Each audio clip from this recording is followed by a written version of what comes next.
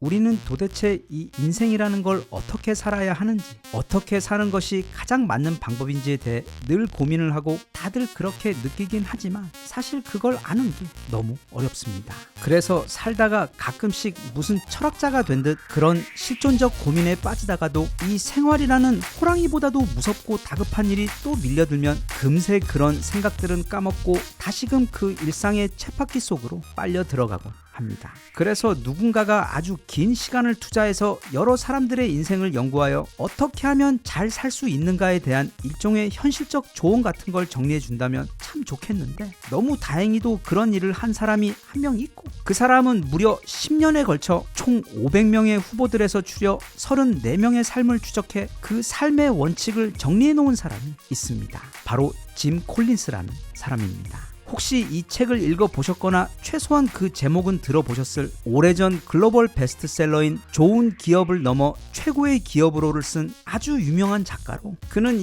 이전에는 기업을 대상으로 했던 연구 작업을 사람의 인생을 대상으로, 그것도 무려 10년이라는 긴 시간을 투자해 무엇이 좋은 삶을 가능케 하는지, 다시 말하면 그래서 우리는 어떻게 살아야 하는지에 대해 매우 의미 있는 이야기를 담은 책 어떻게 살아낼 것인가를 통해 굉장히 실용적 면서도 울림이 있는 이야기를 들려주고 있어. 그 이야기 같이 한번 살펴볼까 합니다. 이게 520페이지가 넘는 꽤 두꺼운 책이고 또 그 안에 굉장히 많은 이야기들이 있긴 하지만 이 책의 핵심을 딱 3가지로 정리하자면 이렇습니다. 첫째, 자신이 이 삶에서 무엇을 하고 싶은지를 알아야 합니다. 저자는 그걸 해지호그, 즉 고슴도치 전략이라고 부르는데, 이게 왜 고슴도치냐면 머리 좋은 여우의 경우 세상을 살아가는 다양한 방법을 알고 있는 반면, 고슴도치의 경우 여우나 늑대 같은 적이 공격할 경우 오직 자신의 몸을 둥글게 말고 그 가시로 공격과 보호를 동시에 하는 그 단 한 가지 방법밖에 없어. 그렇게 그런 고슴도치처럼 내가 이 인생을 살아가며 기댈 수 있는 단 한 가지 무언가를 반드시 찾아야만 한다는 뜻입니다.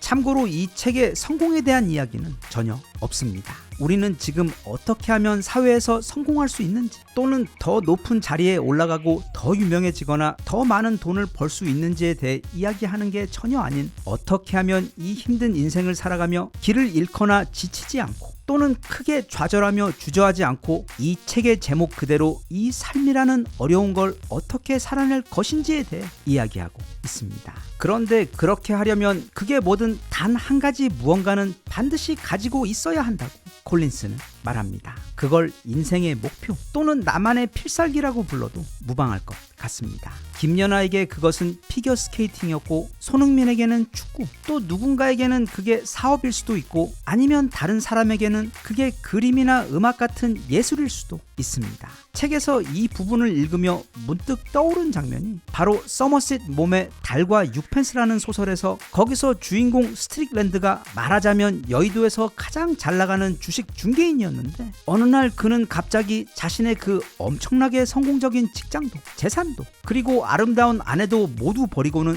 먼 다른 나라로 날아가 거기서 거의 거지처럼 살며 오직 그림만 그리고 있으니까, 고향에 있던 친구가 그를 찾아가 제발 자네를 기다리고 있는 회사의 사람들과 가족을 생각해서 이제는 그만 돌아가자고 설득을 하는 장면에서 그 주인공 스트릭랜드는 이렇게 답합니다. 나는 그려야만 해요. 즉 자신의 성공적인 인생 모든 걸 다 뒤로 하고 여기에 와서 그렇게 그림을 그리는 것이 선택이 아닌 어떤 주술에라도 걸린 것처럼 그 열정을 따라갈 수밖에 없는 어떤 불가항력적인 자신의 상황을 나는 그려야만 한다는 말로 대신한 것입니다. 인생에서 그런 무언가를 가지고 있는 사람은 어찌 보면 삶이 굉장히 쉽습니다. 우리들 대부분이 무엇을 할 것인가를 선택하는데 가장 어려움을 겪는데, 그런 사람들은 이미 그 표적이 정해졌기 때문에 그것을 향해 달려가기만 하면 되기 때문에, 물론 그 과정이 어찌 보면 지옥보다도 괴로울 수도 있겠지만 어떤 면에서는 단순하기 때문에 쉽다고 말할 수 있는데, 작가 짐 콜린스는 그렇게 내 인생에서 나침반이 되어줄 무언가를 찾으라고,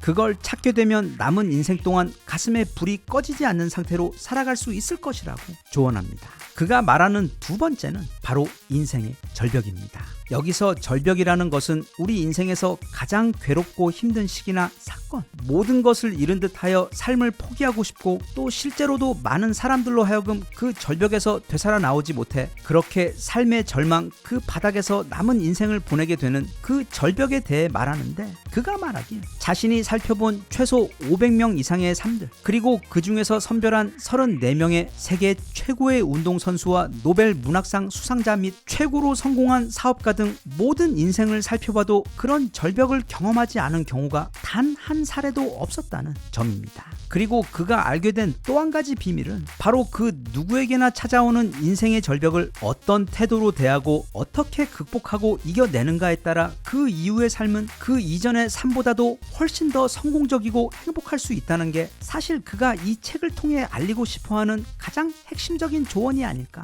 생각됩니다. 참고로 이 책에 소개되는 사람들 중 가장 대표적인 예가 바로 우리에게 백투더 퓨처라는 영화로 유명한 주인공 마이클 제이 폭스입니다. 그는 어느 날 파킨슨 병을 앓게 되면서 이제 배우 활동을 못하는 건 물론 정상적인 생활조차 할 수 없는 사람이 되어버렸는데, 게다가 그는 자신이 그런 병에 걸렸다는 게 너무도 당혹스럽고 창피해서 사람들에게 숨기며 점점 더 운둔하며 살아가며 그렇게 그의 인생도 끝나는가 싶었는데, 그는 여기서 어떤 엄청난 결정을 내리고는 이후 제2의 매우 성공적인 삶을 살아가게 되었습니다. 그리고 또 지금 최소 50살이 넘으신 분들만 아실만한 전설의 미국 락 그룹 레드 제플린, 그 환상적인 멜로디의 천국의 계단으로 유명한 그룹의 리더 로버트 플랜트 또한 한참 잘 나가는 와중에 팀의 드러머인 존 보넘이 사망해버리는 바람에 레드 제플린은 갑자기 해체가 되어버리고 그는 모든 것을 잃어버리게 되지만, 그 역시도 잠시 방황과 좌절의 시간을 겪고는 자신만의 돌파구를 찾아내어 이후 매우 성공적인 제2의 인생을 살아냅니다.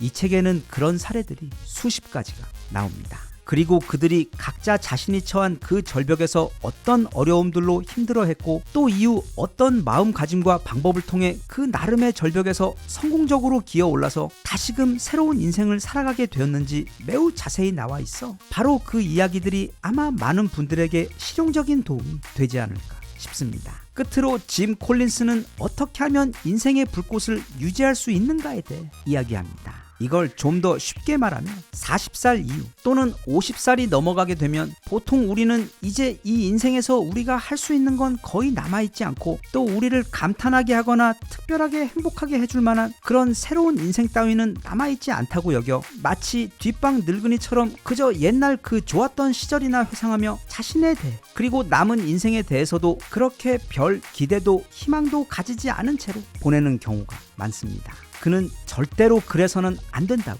말합니다. 우리들 삶이야말로 끝날 때까지 끝난 게 아니고 우리가 하는 바에 따라 얼마든지 새로운 가슴 설레는 삶을 살 수가 있기 때문에 절대로 우리 가슴 속 그 불꽃을 너무 빨리 꺼트리고 삶을 미리 포기하지 말라고 당부하며 어떻게 하면 오래도록 타오르는 삶을 유지할 수 있는지에 대해 앞서 본 그 사람들의 인생 사례를 통해 이야기합니다. 책에는 정말 아주 많은 예가 있지만 그중 한 가지 우리에게 좀 익숙한 인물의 이야기를 소개하자면 바로 악마는 프라다를 입는다의 배우 메릴 스트립입니다. 그녀는 어려운 환경에서도 지독하게 공부와 알바를 병행하고 또 학창시절부터 자신이 설 수 있는 모든 무대에 서며 최선을 다해 배우의 길을 걷기 위해 노력한 결과 결국 할리우드에서 꽤 괜찮은 자리에까지 올라가게 되었는데, 이게 뭐가 잘못된 것인지 40살을 앞둔 시점 그녀는 서로 다른 작품들에서 3번이나 연이어 마녀 역할을 제안받았고 그 외 다른 역할은 전혀 들어오지 않아 이제 자신의 배우 커리어는 여기서 끝인가 하는 극심한 공포와 절망을 겪게 됩니다.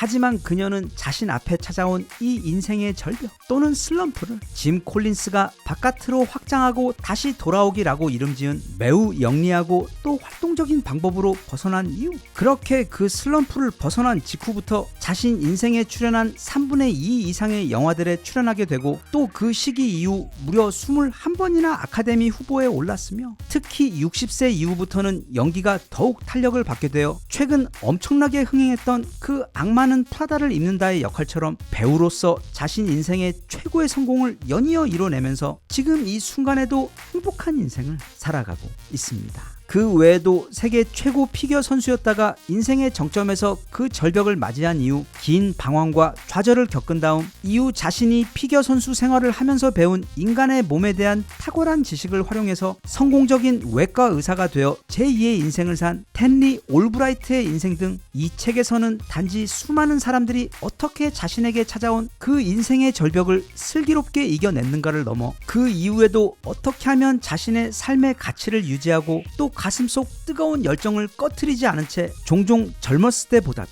또는 그 인생의 절벽 이전의 삶보다도 더 성공적이고 행복한 삶을 계속해서 이어가는지에 대한 아주 많은 이야기들을 담고 있어. 지금 본인이 삶이 좀 무료하다고 느끼시거나 아니면 삶이 정체되어 있어 여기서부터 나는 이제 어디로 가야 할지 혼란스럽다거나 아니면 특히 지금 사업을 실패했거나 아니면 최근 갑자기 어떤 이별을 해서 크게 상실하여 삶에 대한 의욕도 희망도 사라진 그런 경우라면 어쩌면 나와 똑같은 다른 사람들도 내가 겪고 있는 그 절벽과는 조금 그 형태가 다르긴 하지만 대신 그 고통과 상실감은 결코 가볍지 않았을 자신의 절벽을 어떻게 이겨내고 극복했는지 그 이야기들을 들어보고 나도 이제 하루빨리 다시 기운을 차리고 아직 내게 남아있고 또 나를 기다리고 있을 그 행복하고 설레는 또 다른 미지의 삶을 향해 힘찬 발걸음을 내딜 수 있었으면 좋겠습니다.